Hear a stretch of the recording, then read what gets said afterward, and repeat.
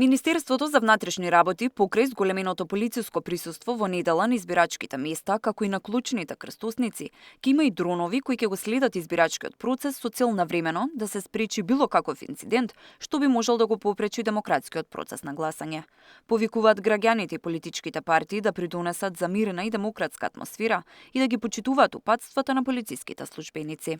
Безбедноста на граѓаните ќе биде гарантирана со стандардните материјално-технички средства, мобилни тимови и пунктовско работење, а ќе се користи и современа технологија дронови за воздушна контрола со цел побрза реакција и превземање на соодветни мерки и активности во случај на инциденти.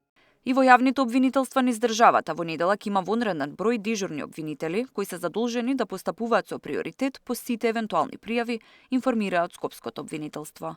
Јавното обвинителство формираше привремена комисија која и на изборниот ден, како и во предизборниот период, ќе продолжи да ги следи постапките во врска со евентуални кривични дела поврзани со изборниот процес.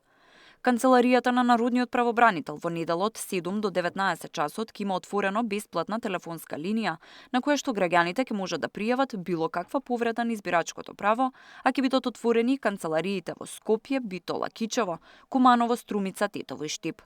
Од полноќ почнува изборниот молк, утре ќе гласаат старите и изнемуштени лица во домовите, како и затвореници и притвореници во затворите низ Македонија.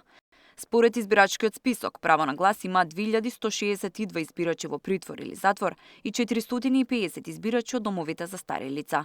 Право на глас на овие избори имаат 1.832.415 избирачи. Тамара Дичевска, Сител телевизија.